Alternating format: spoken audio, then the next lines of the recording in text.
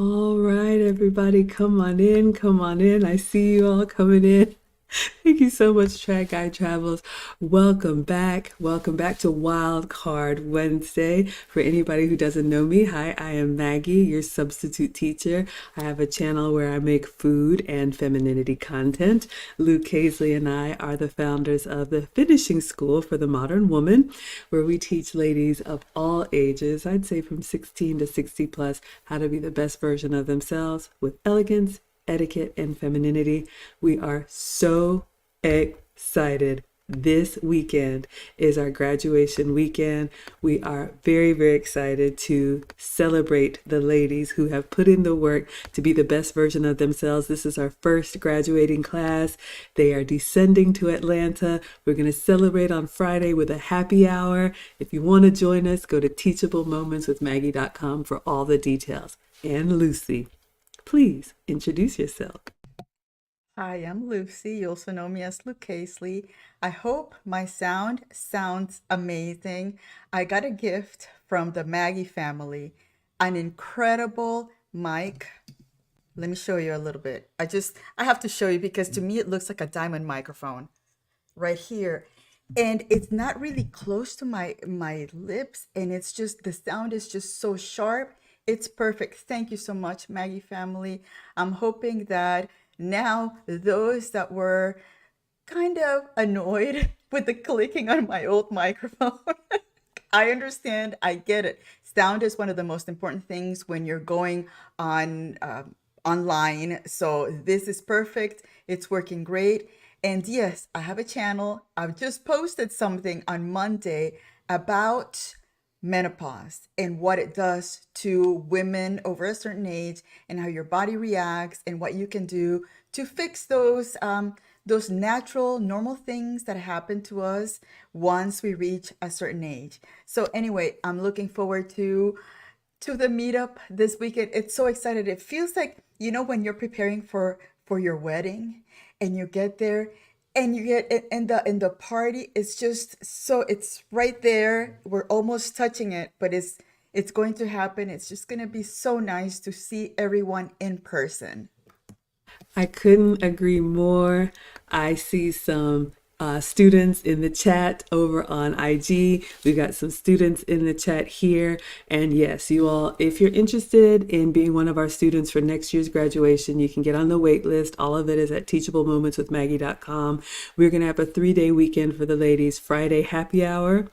Saturday is our graduation dinner where my man will be the keynote speaker, the one who wanted to bless Lucy with some equipment. So grateful for that. And then Sunday, I am treating the ladies to tea at Neiman Marcus. So we are going to spoil them. We are going to eat, drink, and be merry. Friday's event is open to the public. You can get your tickets if you want to join us. All right.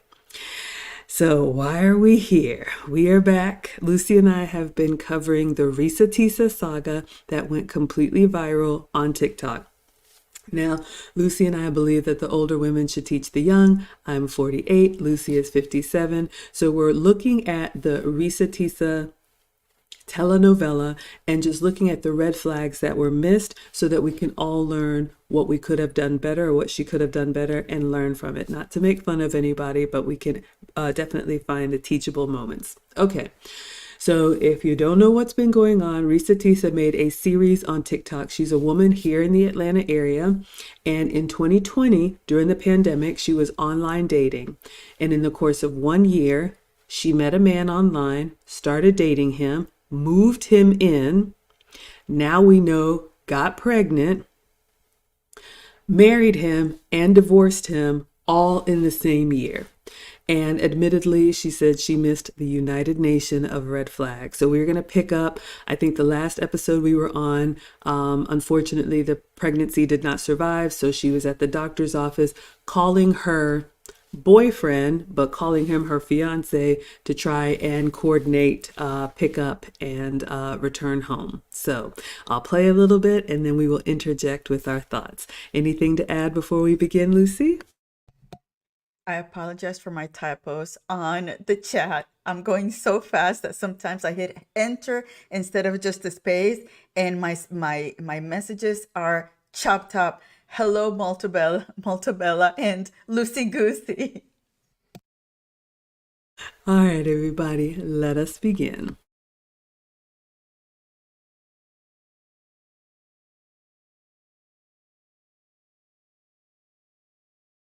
So we submitted an offer on the house in Smyrna. I sent it over to Scott, our realtor, and next day comes, Scott asks if we can take a phone call. So he calls us and tells us that the offer was not accepted and the builder did not do a counter offer. We don't exactly know why. We don't exactly know why he didn't accept it, but the bottom line is that we figured out later on that he didn't want to finish the basement. So the offer was not accepted. The house fell through. I was okay with that because, again, I knew he had put in an offer. So we continued looking at other houses. We found another house in Smyrna that he really liked. I thought that it was way too big for just the two of us. Um, and so the price of this home was much higher than the 750,000 that Chase had approved for the mortgage.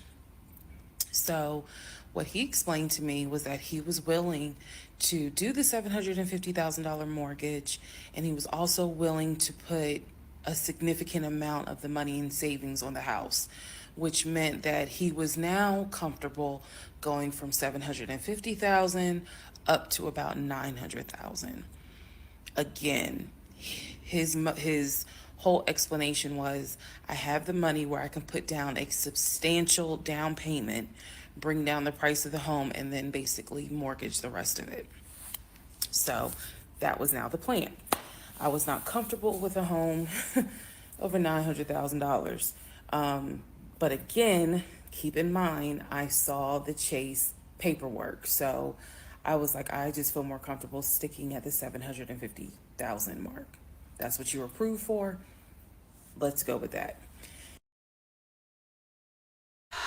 All right, everybody, let's unpack this and then we will continue. So, just to catch you up, she met a man online that was living in a studio apartment. He said he was in temporary corporate housing because his job had moved him to Atlanta.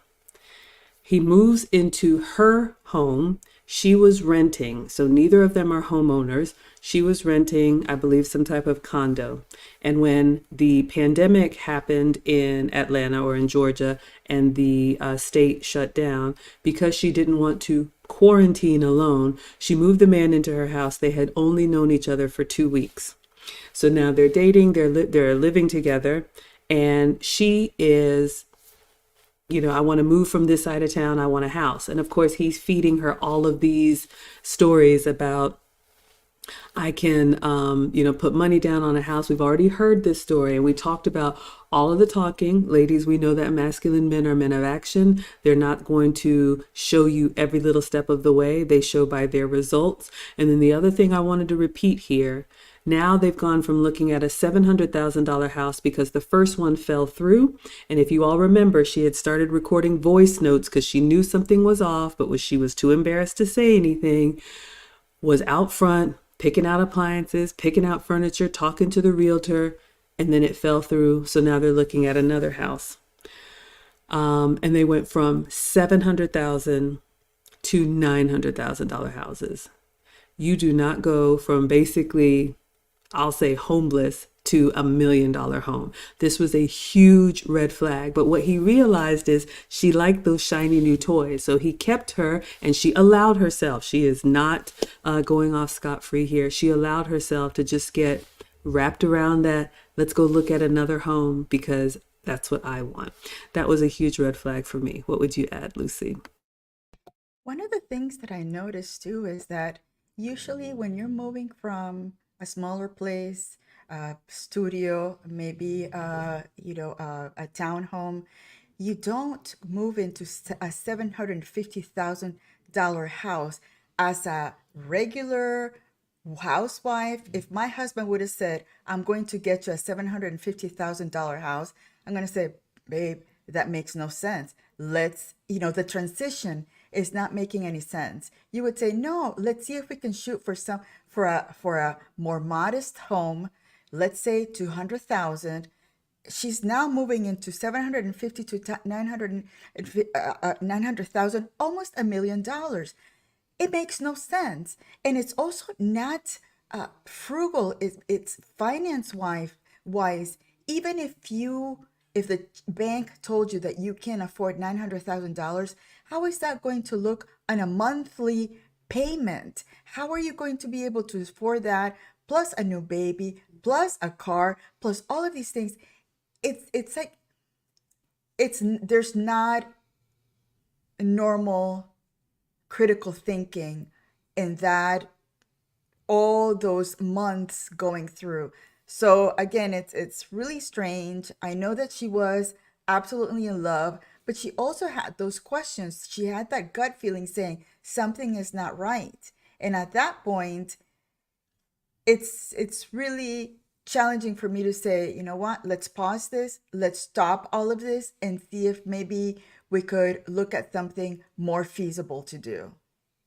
Such a good point, and I love what you said, Lucy. I would challenge a little bit. She was in love. I don't think she was in love with him. I think she was in love with the idea. The idea that now it's my time. I get to have the storybook happy ending with this man that I've just known a few weeks or months, and I get to skip to the front of the line. Take it from a homeowner, you all. You go from a starter home, like Lucy said, a modest under or $200,000 home, and then you step up. You do not, your first home is not $1 million home. Huge red flag. Question from Lucy Goosey says, she didn't speak finances for the new place. When do you have that discussion? Before a purchase or after the purchase? Now, here's the thing. Every couple is different. We believe in traditional gender roles here. Couples can work it out. Of course, if you're married, you do what's best for the marriage. But usually, or what I would advise, especially if you're new in a relationship, ladies, is to slow down, which is hard for us to do, and observe. If a man says, I'm approved for, this type of house, let him go buy it. You sit back and you watch. I would advise, if you want a traditional relationship, we adjust ourselves to his level of provision. A lot of times when we get out in front as women and we want this and we want that, then we're setting ourselves up to be a breadwinner, and you don't want to be that until you're 65. So this is a conversation. If you have a man who's leading, he will tell you, this is what I'm able to do. And I always say, either we accept with grace or we can exit with grace, but we don't try and strong arm what we want, because then you're just setting yourself up for failure, like Urban Defense said. All right, let us continue.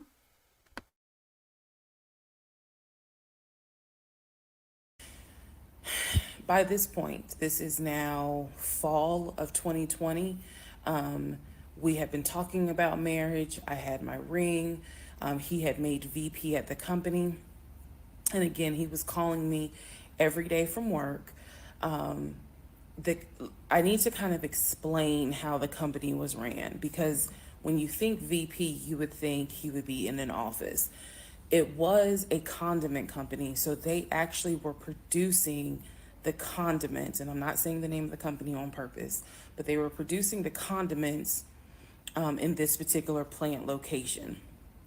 So a lot of times, he would simply tell me that he walked the floor, checking in with his subordinates, basically. Now, how did he go to work? For the most part, at this point, he left before I woke up. However, pretty much he wore dress pants, kind of like a dark navy blue cargo pant, and he had a polo shirt with the company logo on it. What I saw a lot of times is that he would not wear the polo shirt to work. He would wear like a company t-shirt. He would wear rubber sole shoes and the navy blue cargo pants. I didn't think it was a uniform, but it reminded me of what someone would wear when I worked at Amazon, if you're going to be doing manual labor. He didn't go to work sloppy looking at all, but it definitely was not suit and tie. Nowhere near suit and tie. It is fair to note that outside of work, he was a man who he loved to dress. He loved to wear the latest Jordans. He loved to collect watches. He collected a lot of Invicta watches. Um, he he loved to collect hats. He wore hats, baseball caps everywhere because he didn't like the shape of his head. Um, so in terms of how he dressed casually, the man, he could dress. In terms of how he dressed for work, yeah, he didn't dress like a VP.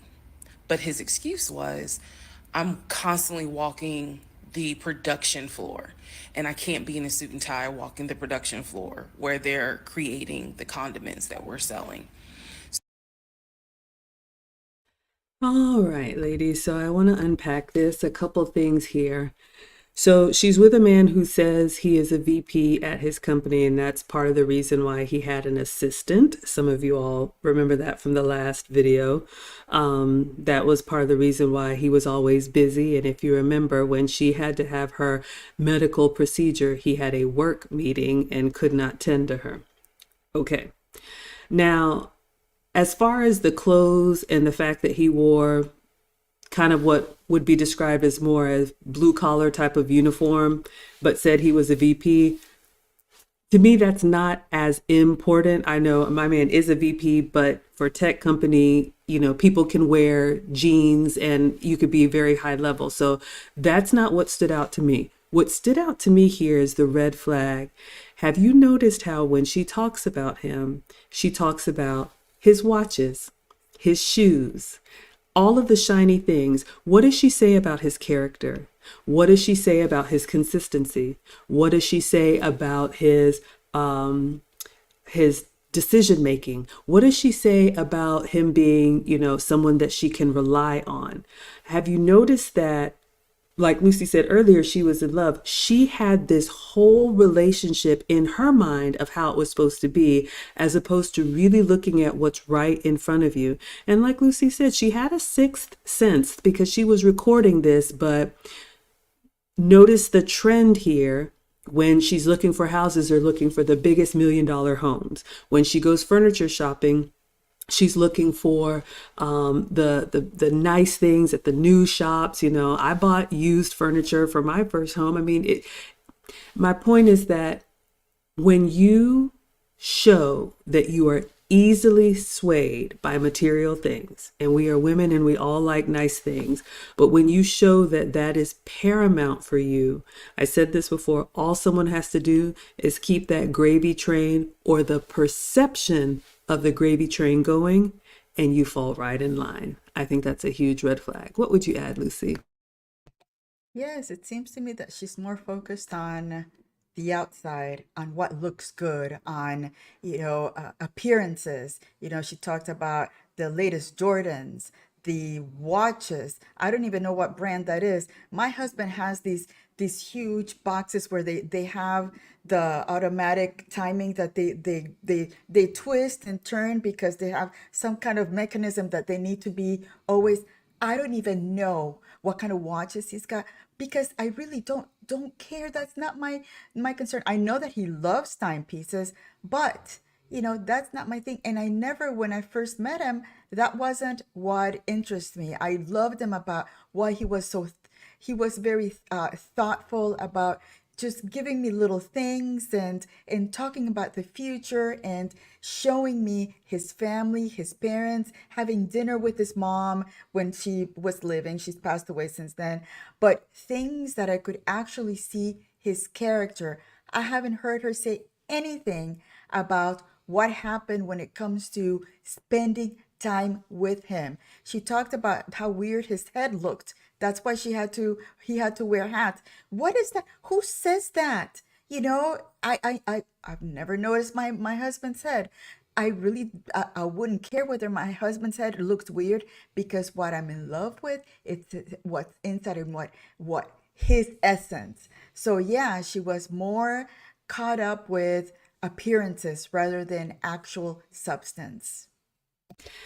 All right, ladies, hopefully this is helpful. And yes, I see the comments in there about the watch. My man is also a watchman too, and those I don't know what they're called, but I know what they wind up the watches. He has a whole collection, but that is not why I love him. I love him for the man that he is. I admire him so much.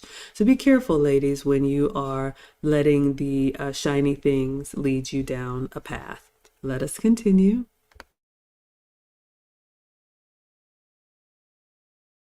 So by this point, again, this is fall. We're still looking at houses. We're still touring houses as much as we can because it is COVID. We had found another house that we really liked and a house that I really truly wanted to put an offer in on. This was now going to be the second house that we put an offer on.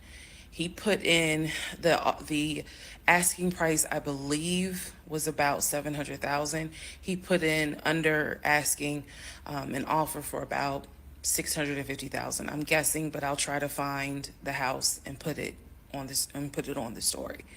The reason that that house fell through, we found out that the home was sitting on a septic tank. We found out that the septic tank had an issue and it would have taken about $15,000 to $20,000 to fix the septic tank. The sellers were not willing to fix the septic tank. Personally, I didn't really care for the house that much. I'm the one who was like, I don't really want it.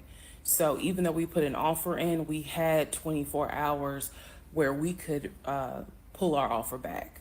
And so we did. Once we found out, I believe it was in the disclosure. And if you're a realtor, please feel free to tell me if I'm using the wrong terminology. But I believe it was in the disclosure that they told us the septic tank needs to be replaced. That's when I was like, nah, I don't want that house. So we pulled out. The house fell through, and so I was fine with it because again, I was heavily involved. I saw him sign the offer. I knew every step of what was going on. Our real estate agent, Scott, was amazing, but you will see when I get to it where he made a mistake as a real estate agent. So, house number two fell through. We then moved on, saw a few more houses, and then we get to house number three. I'm going to pause talking about the houses because now I need to introduce what happened with the cars. Stay tuned. All right, we'll go on to the next video, but I do want to unpack this a little bit. This is a little bit of a shorter one. With my count, and you all can count with me, I thought we were up to house number three. I think the first house was the house that, again, she fell in love with, and she was looking online. You all remember that, and it showed under contract, and she was all excited. She called the realtor, found out, I think it was an older white couple that bought the house, which is obviously not her. And she asked him, and he made up some lie. And she said she actually felt relieved that he lied, which was confirmation. The second house, I believe, was this $900,000 house, or the house where, what was it? They didn't want to finish the basement. Now we're up to house number three. So the red thread for me is, ladies, look at the amount of effort that she's putting into getting what she wants, right? Making this happen, as opposed to, do I have the caliber of man that I could happily submit to for the next 10, 20, 30, 40 years? Is he a man of his word? Do we do the little things together? I don't know. There's a part of me that's just kind of like, if things keep falling through like that, there's going to be a point where I'm going to be like, hey, let's just pump the brakes and figure out what's going on here, or I'm tired. You figure it out and you let me know. But she's still driving the bus because she wants this house. Anything to add before we move on, Lucy? Yeah, and she didn't like the downgrade to the 650, the $600,000 house. Also, in the back of my head, I'm listening to that and I'm thinking, up to this point, I think the guy is still paying all the bills. So I still haven't heard of her saying, you know what, I appreciate him for paying the bills during this whole process. So again, it's just not Feminine women, we are grateful. We are grateful for the little things, for the big things, for the middle things. We find a way to find the silver linings in all of these maybe challenges. So again, she's only talking about the front. She's not looking at what's behind all those pretty things that she's looking at. Up until this point, the poor guy has been paying all her bills, their bills. So that should be something to be thankful for.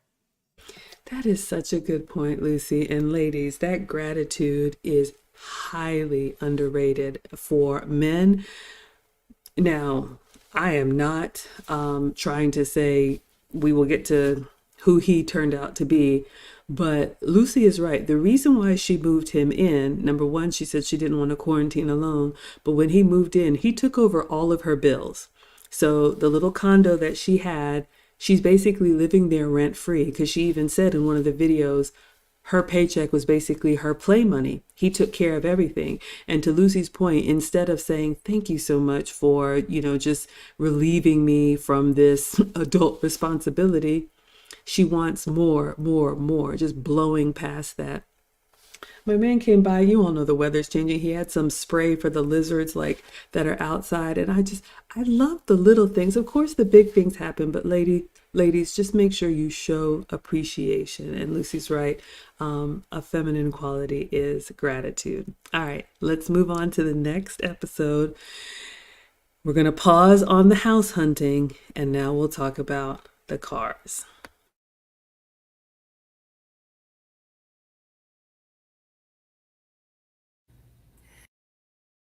Okay, so I just want to clear up some things that I realized is kind of creating some confusion. So just allow this video to serve as a stop sign. Let's clarify. First of all, the story, background. He was born in Philly, raised in Philly, and moved to Augusta. Story is that he moved to Augusta for high school. After high school, he went to college at San Diego State. Enjoyed San Diego State, stayed in San Diego for quite a while. Got married out in California, had a house in California, played arena football out in California, but his family was back here in Augusta, Georgia. He still had a lot of family up in Philly, but for the most part, he had a sister in Augusta, he had a sister in Douglasville, he had a brother in Baltimore, he had another brother in Philly, and he had a brother in Nashville. So I just want to clarify that in terms of not the demographics, but the geography. Born in Philly, came to Augusta for high school, went to San Diego State for college, played football, stayed in San Diego, stayed at San Diego, got married out there, but still had quite a bit of family here in here in Georgia. He also had a sister, I think I said, who lived in Douglasville. I have physically met his aunt who lived in Augusta. I've met his brother who lives in Augusta. I have spoken on FaceTime with a brother who lives in Baltimore. And then I will demonstrate how he used to talk to the brother that lives in Philly. That's coming up. You haven't missed that. In terms of the proposal, you did not miss the story of the proposal. I simply didn't want to share it because it was embarrassing. Basically, he gave me 3 ring options. We went to a jeweler at the Mall of Georgia. He had me pick out 3 rings. I told him which one I liked the most because I knew it wasn't a romantic proposal at all. I knew which ring I liked the most. I told him which one. He basically said, when I'm ready, I'll give you the ring and I'll propose. Fast forward about, I guess it was summer because I was actually pregnant when the ring came. We were sitting at the dinner table. He took the ring box out of his pocket, slammed it on the dinner table, and I was like, what is this? He was like, open it. I opened it. Inside was the ring that I had wanted. that I had chosen at the jeweler. And he was like, all right, so this means that you're going to be my wife.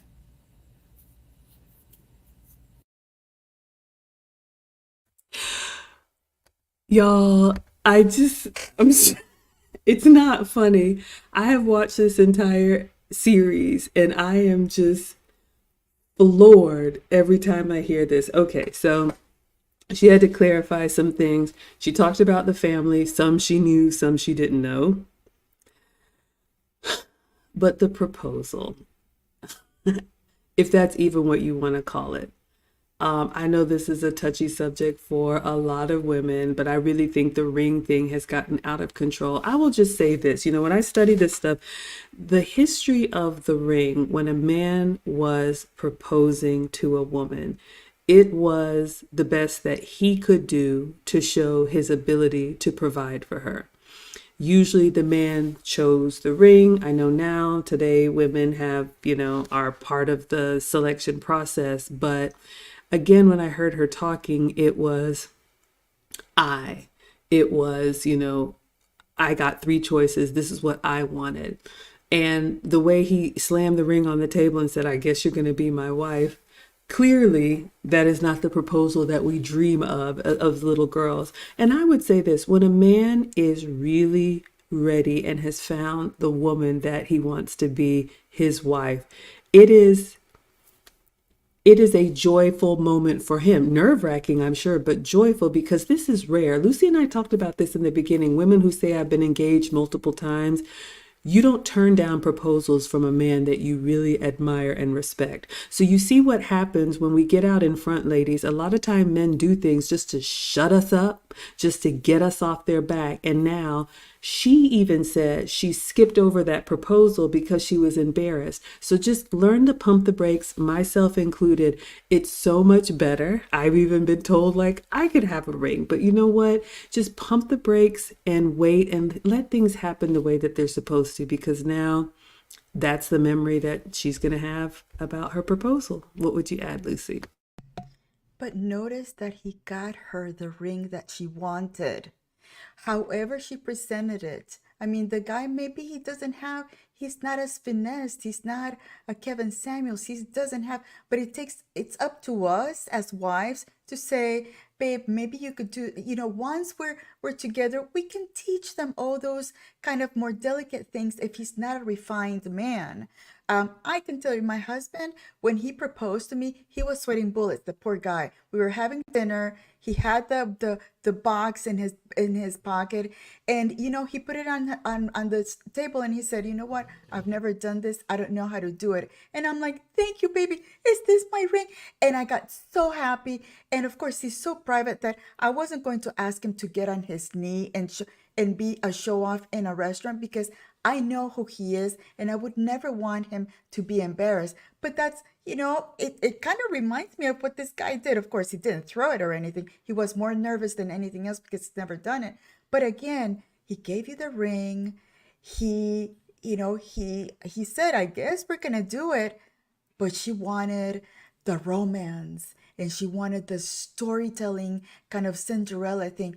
Life doesn't happen that way. It's not that way, and that happens. It's it's her fault for not getting to know who the man was. Because if you know the man, you know that if he's not romantic, he's not gonna show you romance. If he's romantic, you know that he's gonna make it a big deal. But again, it's not about the it's not about showing off. It's about the actual act. He gave you the ring that you wanted, and he asked you to marry in a very rough, way, and you got what you wanted. You bring up such a good point, Lucy. I love that. I do coaching and consults outside of YouTube, and I remember I know a woman who, unfortunately, she fumbled the bag like a lot of modern women do because she had an image in her mind of what love and marriage is supposed to be like. And ladies, we talk about this in my private group coaching. You should have a few deal breakers, yes, but if you have this cookie cutter, it needs to be this way, and the stars have to align, and they have to bring the dessert with the ring and all of that, you're just going to set yourself up for disappointment. I love what Lucy said about some men are romantic and some are not. It doesn't mean they love any less, but it's just our job is to slow down and observe the man. Does he have the character traits that are befitting of a husband? And then you study him. The late great Kevin Samuels said that. How does he treat, his mother or his nieces or other people? If he's more of a private person, don't insist that he make this big spectacle. My man is the same way. He knows that I like to celebrate everything, and he lets me have my moment, and he stands just like this, and he's like, you done yet? But he knows that's how I am. But I also know and respect that he doesn't want all of the attention. So, here she is. She got the ring, and I guess now they're engaged. All right. So we will continue on. Ooh, MGTOW by Logic says, rather than showing off, I'd rather show up. If my woman doesn't agree, she's not my woman, and that's okay. I'm right there with you. I posted something on my community tab. I would take a gold band. I would take no ring, just knowing that I have that covering and that protection and that commitment. I'm telling you, that's really what you want, ladies. And I saw your comment, Val. We'll come back to that. All right, let us continue.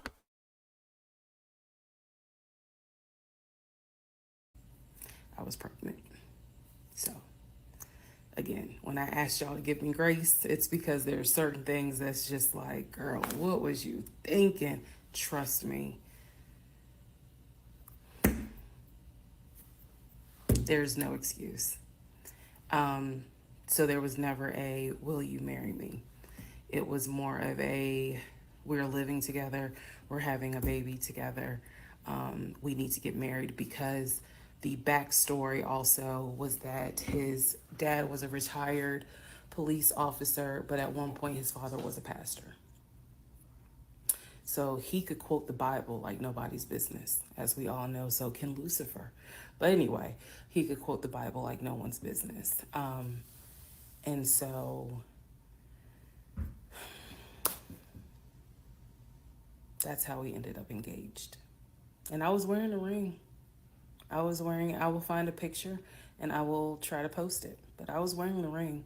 Don't worry, there's more to that story as well. So just wanted to clarify some things for the people who were like, wasn't it weird that he had a sister who lived close, but he's from Philly? So I just wanted to definitely bring clarity to what he told me was the backstory.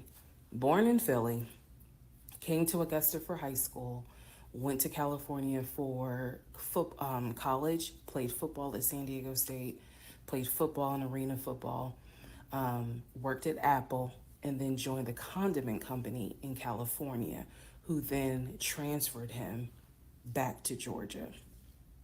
He was married in California, and he told me he got divorced in California. That is important as well. That will come up again later. And so the ex-wife, at this point in time, at the time that I'm telling you, part 7, which is the last video I just posted, the ex-wife lived in California with her 2 kids, his 2 stepkids. The 2 stepkids were 17 and 20 or 21, but they were that age group. And he was saying that he was very close with them, so he wanted to keep a tight relationship with them. And he talked to them, if not every day, every other day. When I say, when I say this, I need y'all to understand. When I say that he talked to someone, it means that he was on the phone in front of me talking to the person. I hope that, because I will touch back on this. He was on the phone in front of me talking to the person. So he talked to his siblings every day. He talked to his aunt almost every day. He talked to his family the way I talk to my family almost every day. And again, I will demonstrate how he used to do the phone calls. I will also demonstrate how he used to do the work phone calls because he called me every single day from work. And he would talk to people while he was on the phone with me.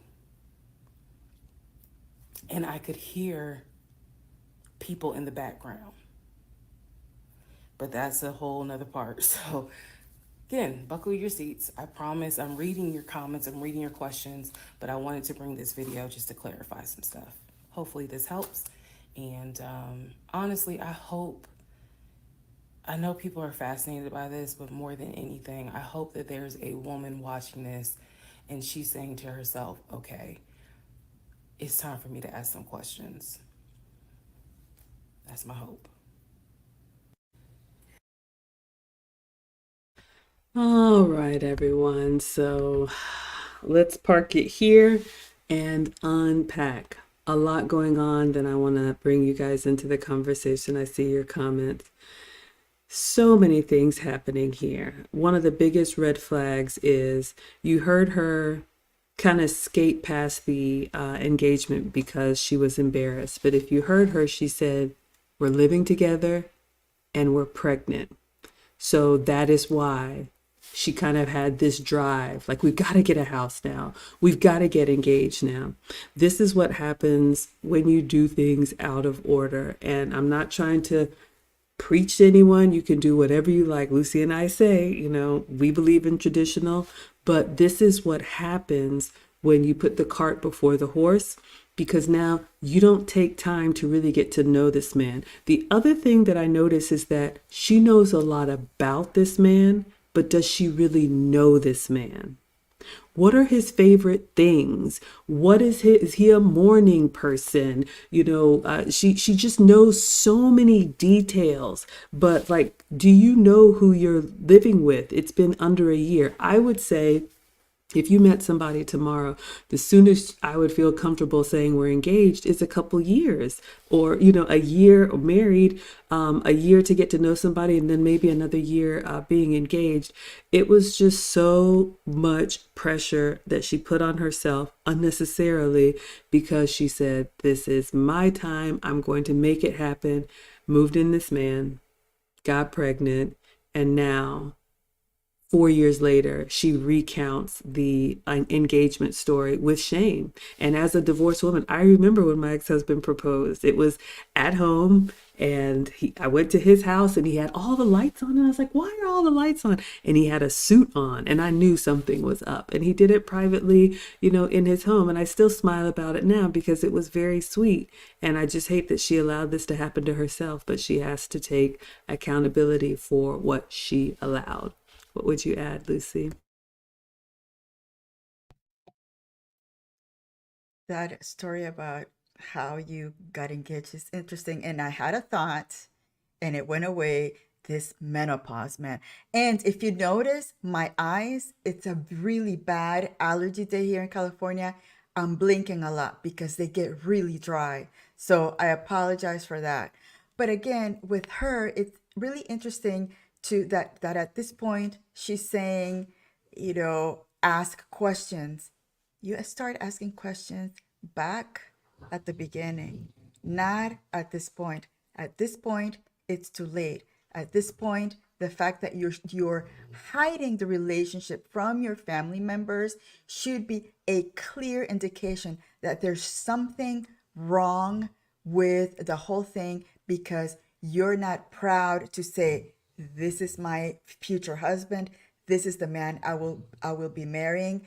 So again, ladies, if you find yourselves that you're in a relationship that you're having to hide it, there's a reason why you're trying to hide it. There's a reason why you don't want to show it to your family members and your friends. You know that they're going to catch something that you already know is there, that you don't want them to break that innocent or idea that you have of somebody that is not deserving of your time.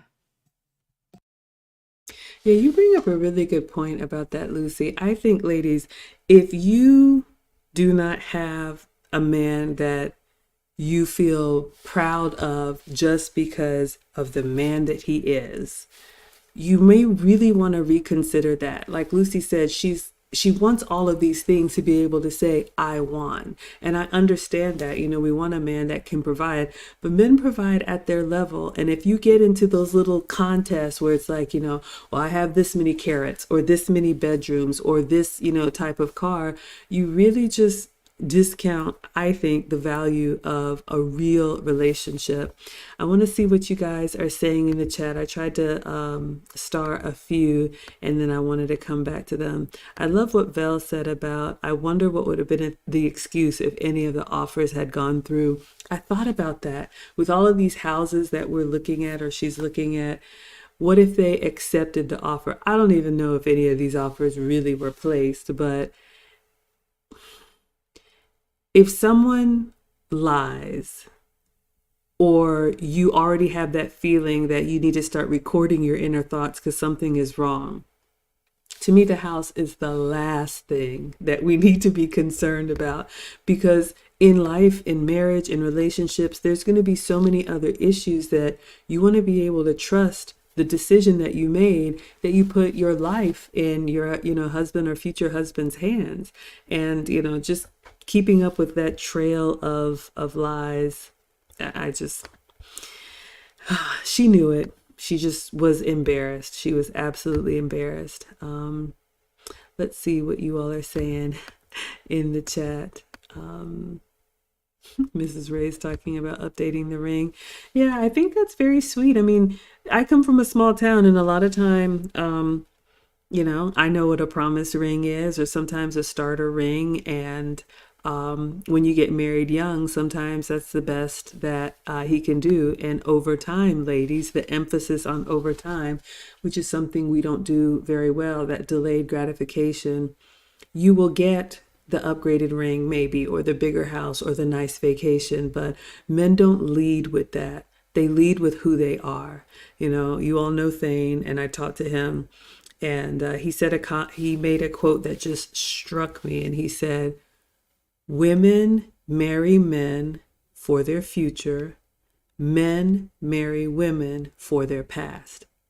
So whatever that means to you, we're basically saying, I believe in this man, and where he leads, I will follow. So, I think, again, focus on the caliber of the man. The things will come. Believe me. What would you add, Lucy? Yeah, and the thing with updating your ring, I think it's just, if you were in love with that man when he gave you that smaller ring, I think that what I would do would be maybe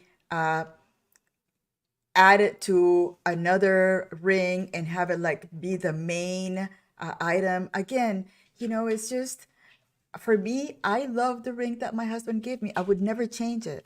So again, maybe I would add like a eternity ring on top of it, or just add to it. But modifying the ring in any way, I don't know. I guess it would be, it's a personal choice. But to me, it's really strange how some people just put so much emphasis on making the ring be something, outrageous, instead of making the relationship be that outrageous thing that everybody wants to say, that's my goal in a relationship. That's so true. MGTOW by Logic had a comment about listening to what she's been told, and does she have photos and videos of him doing all the things that he said.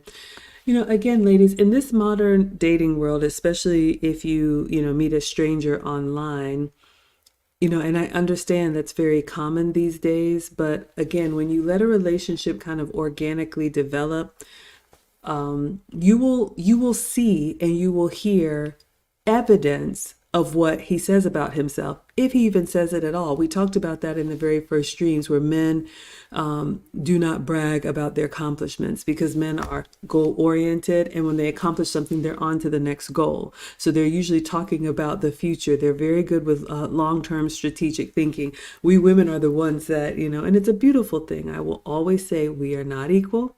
We are equally valued, but we are very different. We live in the moment. We want all these experiences. I understand. I get it. But this is the This is one of the red flags that is missed when you rushed. And so she just kind of believed what she wanted to believe, but it was a huge red flag. The fact that she was involved in the stuff that she wanted to be in, like when it came time to pick out all the fun things like house shopping and car shopping and ring shopping and appliance shopping and furniture shopping. She's all for that. But some of the questions that, do you know, what was the name of his team? How well do you really know this man? Do you know anything about him or just what you want to know? What would you add, Lucy? Keep scrolling down.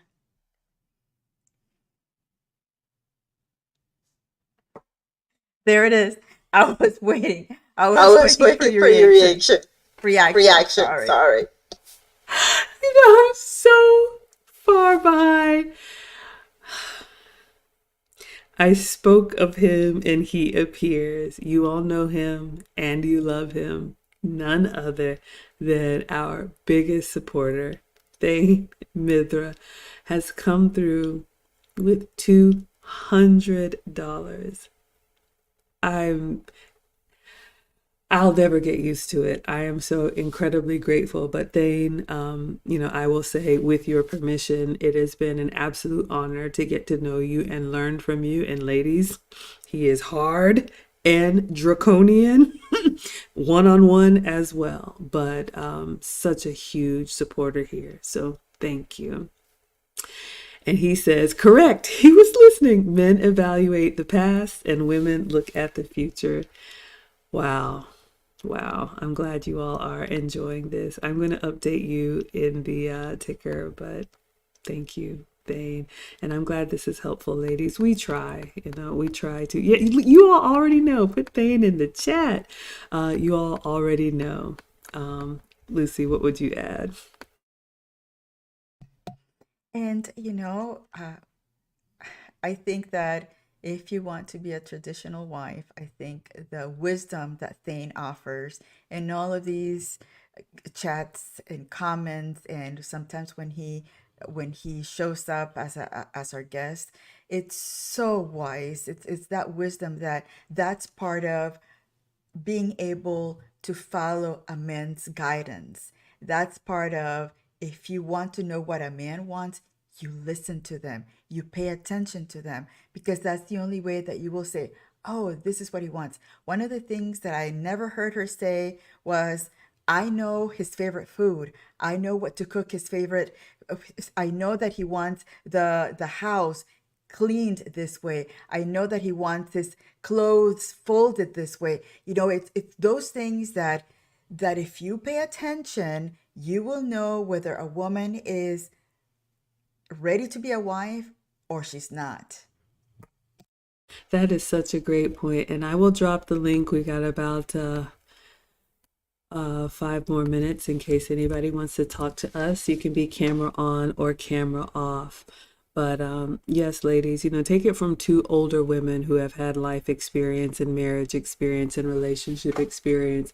What's really going to matter is the bond that you have, especially as you age. And I love what Lucy said. I was thinking the same thing, but sometimes I'm like, gosh, should I even say it? But do you know, we all have our little quirks, we all have our little ticks and clicks. And I think one of the mistakes that a lot of modern women do is we don't look at men as full humans that deserve the full human experience. Kevin Samuels used to talk about that. We look at men with our hand out. What have you done for me lately? What can you provide for me? And if you're not doing that, then, you're not worthy of my time. And men remember that, ladies, and they don't take kindly to it. The way that you show up and you show what your priorities are, it matters. And they will put you in a category of wife material or not wife material. So I would advise all ladies to think really long and hard about what you want. What I see sometimes with a lot of modern women is it's just like, oh, we'll just figure it out as we go. That's not how relationships work. You want to date with intention so that you can communicate what it is that you would like to have. And it can be, an easy, feminine, natural conversation. But if you just allow life to happen to you, you will end up in a predicament where you are living with a man, now pregnant, not married, with a proposal that you're embarrassed to talk about 4 years later, and you did it to yourself. And, one of the things, we don't know her actual age, but she did say when she got pregnant that one of her concerns was it was going to be a high risk pregnancy, which we know is 35 plus. So I would just implore ladies to take advantage of your youth while you can, because the time that it takes to build a real relationship is not something that you're going to get back. And as you get older, what I see is women start to get almost like panic. Now your hair is on fire and you don't show up as that warm, nurturing woman who's ready to be a support system. You're like, what are we doing? My clock is ticking, and let's go. And you're not going to wrestle the kind of man that you want down to the ground to get onto your timeline. So just be very mindful about that. We can definitely learn what to do and what not to do. What would you add, Lucy?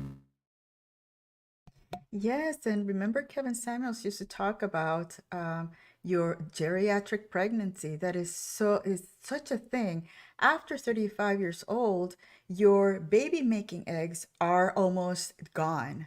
So again, the fact that she was in a really challenging situation, that's what probably propelled her into acting so quickly about things that maybe if she would have never gotten herself into that situation, she would have said, stop, let's pause it and see what happens.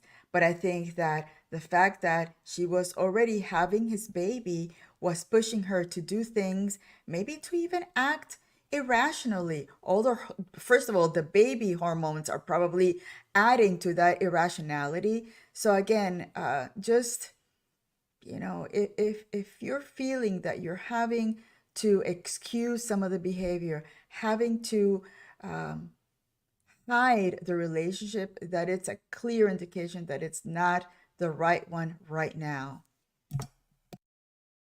Absolutely. So the last couple comments that I see, and thank you all so much for all of the engagement. Charles is confirming, ladies, listen to the men. They are here and they support the message. He says it's hard for a man to allow a woman to distance themselves from their past. So it just is. It's going to be really hard to make a sharp turn if you haven't prioritized marriage and relationship. And we don't say that to be like, you'll never find a man. It's just going to be harder. So you're going to have to overperform when you don't have that track record, because men look at what you've done. Unlike us, we listen to the words and we're like, okay, yes, that sounds great. Let's go house shopping. House shopping. And we've talked about it before. Men, they may not even talk. Shout out to Thane. And they'll just be watching. And either they will agree or not agree, but they look for action, the caliber of men that we want. So just make sure that you are showing up in the way that would be beneficial if you want marriage and family. And Kila says, yes, I honestly don't know why women would want to not have a man take the lead. This is the curse of the modern woman. And I have to say, as a reformed modern woman, and I don't blame a lot of women, but I'm telling you, the world that we live in, it's masculine, it's fast paced, it's competitive. I work in tech, it's data driven. Whether you work in corporate, whether you have a manly job, whether you have boys like I do, the world that we live in is going to draw out that I can do anything, I can be anything, I can have anything. And that's fine. But what ladies don't discount, what ladies don't account for is that you will age. I remember 20-year-old Maggie, 25-year-old Maggie. You couldn't tell me anything. And I'm so glad that I prioritize relationship, because don't listen to us. Ask any woman or observe the women that you know that are in their 40s, 50s, 60s. See how much they're talking about being out front, making those decisions, swiping their card, making sure everything is in their name. Or are they looking to the left and to the right for somebody to rescue them from themselves? So again, you can take the long way around the mountain, or you can listen to wisdom. And that's what we try to share here. All right, so any final words to close us out before our weekend, Lucy? I can't wait till we see each other on Friday because it's a red eye. So I'm leaving on Thursday night and it's American Airlines. Please pray for me. The last time that I flew American, I missed the connecting flight and I had to wait 8 hours at the airport for the next following flight. So I think it's going to be okay. But I just had a notification saying, oh, this is a short, I think it's a very short window before your next flight. So it's like, oh, are you warning me about something? So again, the good thing is that I'm off. We can work it out. I can't wait to see you all there, and it's just gonna be exciting. I can't wait. I can't wait either. We are so excited. This is our first annual graduation. I am so proud of our ladies. Again, if you want to be part of our graduating class for next year, you can get your name on the wait list, teachablemomentswithmaggie.com. Again, this Friday is happy hour. Tickets are still available. We have a private room at Eclipse de Luna. Something special will happen, so stay tuned. But we have a private room. Tickets are $50. You get unlimited food. It's a Spanish tapas restaurant, so Lucy has picked the menu. We've got something for everyone. And they are just going to continue to bring it out family style. Bottomless sangria, bottomless beer, and bottomless sodas if you don't drink. So it's casual. We're going to eat, drink, and be merry. And then Saturday, we're going to have a formal dinner for our graduates. Thane has even provided something that I'm going to share with them. And then Sunday, we're going to have tea. So please, if you believe in prayer, please pray for Lucy and all of the ladies that are traveling to Atlanta. I cannot wait to scoop you up from the airport and make sure I take care of you all weekend. Bella's flying in. She's got a red eye too. So yes, the ladies are coming in. I see some of y'all on Instagram. We are so excited. So thank you all for the support. But you all know him on your way out. Please, if you haven't put it in the chat yet, please put Thane in the chat. Thank you so much. Yes, for the $200, but for me, for your counsel, for your wisdom, for your support, and for your covering. I really, really appreciate it. That means so much to me. And with that, we are going to dismiss No Wives Club on Friday because we will be, okay, maybe just me,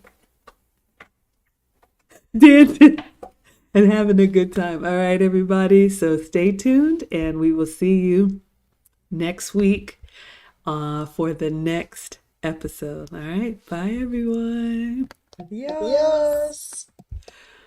Hmm.